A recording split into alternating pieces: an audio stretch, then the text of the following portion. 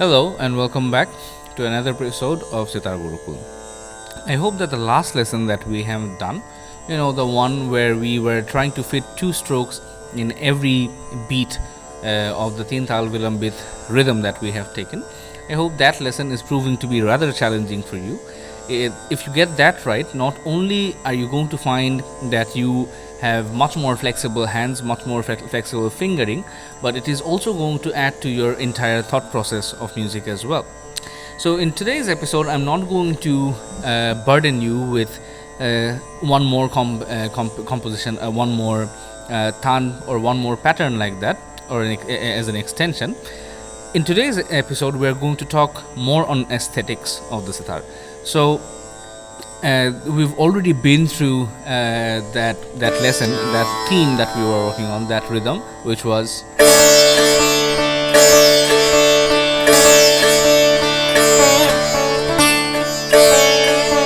So I'm going to, in the next two episodes, I'm going to explain parts of the things that you've already played, and while you're practicing to get it better, we're going to also talk about aesthetics, little things, simple things that you can do to highlight whatever you're doing.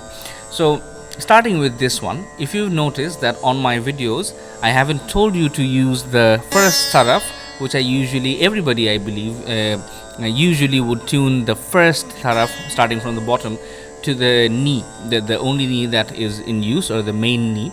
So in this case, in Yaman, the only knee that is being used is the Shuddha knee. So that knee I have tuned the taraf to, and I use you're going to find all sitar players have a slightly extended nail on both of their pinkies.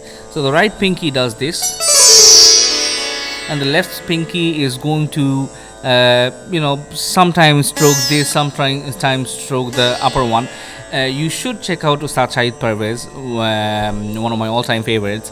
He has these amazing ways that he uses left pinky, and he plays really fast tans and uses this as a foundation or a runway to take off before he takes a high-speed tan, usually before the jhala. Do check that out. So here we're also going to use that. So, and this is how I do it. I play the sa and the taraf together. So, the first chikari and the taraf together.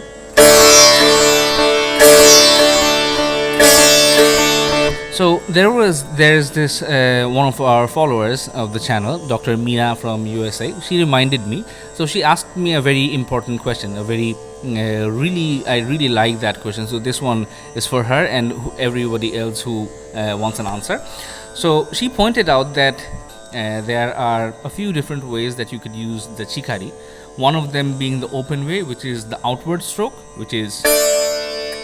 this is more of an open, sharp chikari, which is going to pretty much mostly utilize the top three strings, which are the first two chikaris and the pa. So, but you could also use a downward stroke on the chikari, which is going to add more bass. So not only is it going to strike the topmost chikaris, but it is also going to strike on the ga and almost everything besides the jor string. Or you don't really want the jor string over there. Even if you do, you want to be very, very diffused. So you want like 5 to 10% of that sound from the jor. I would recommend not using it. But if you have like a downward chikari like this, it's going to sound more volumized. It's going to sound more fuller. So nothing is wrong with using either one. It just depends on the kind of sound you want and where you want it. So you're going to use both. I tend to use the more fuller version, the downward version, when I'm playing this. So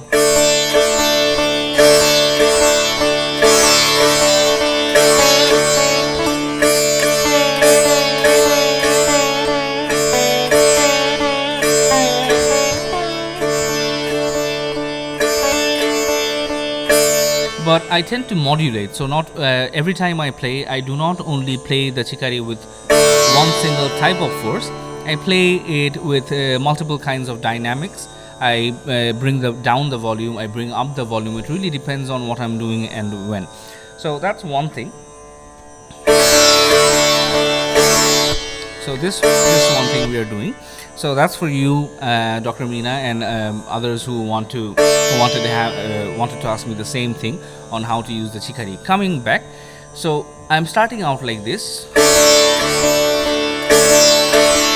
the same chida chidada, but on the first chikari I'm using the taraf as well. So that should be fairly easy for you. Now to take it just a little bit further, just a little bit higher.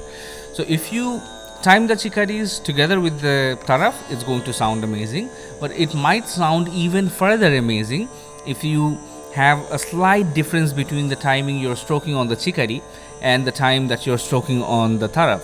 So instead of, you could also use,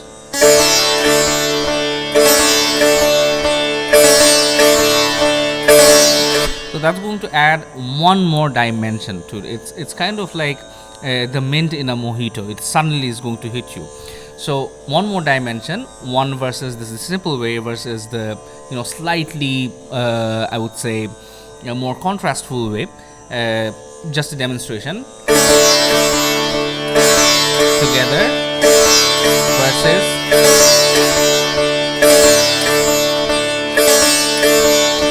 So this is one way. It is totally your call which one you want to do.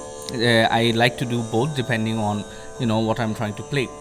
But that's one thing to get start. So when you play,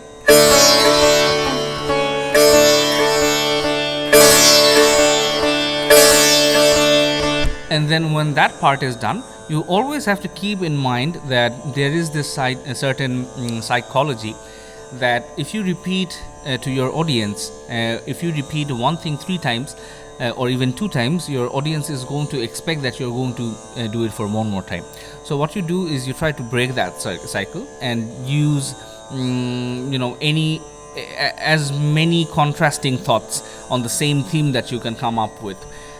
So having that said, we already played the chida chidada, so of course we have to maintain the same rhythm, but how about we introduce let's say silence, a little silence can also be musical. So let's introduce a little bit of silence in between the breaks. So the next line was ni la ni re sa ni. So the way we played it till now was,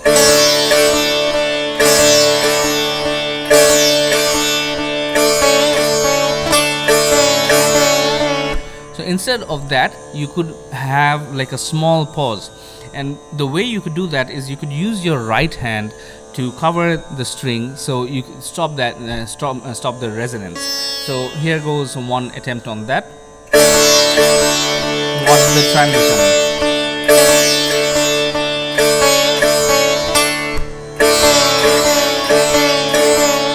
And there was a little bit of compensation which I want you to figure out. If you do it with a tabla and if you come this far on the basic way, this should not be very easy, very hard for you to figure out.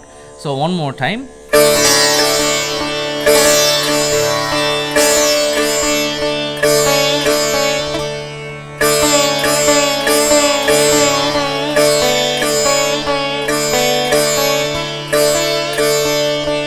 I did one more variation. So notice I am explaining the same thing. I'm doing the same thing, the same basic thing. It's just that we are using that basic structure as like a chassis of a car, where we are building with more designs and making the exterior look nice. But the chassis is rather simple, or the structure or the skeleton we're keeping rather simple. So coming back.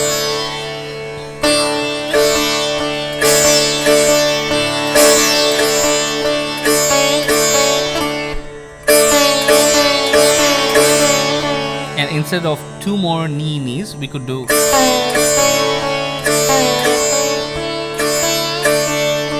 So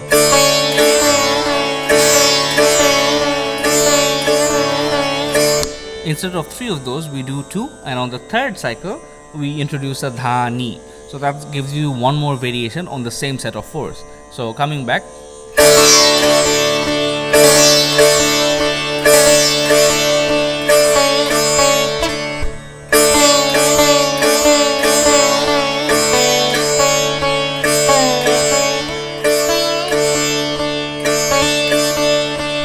So I'm going to leave it right there because this might be too much information for you.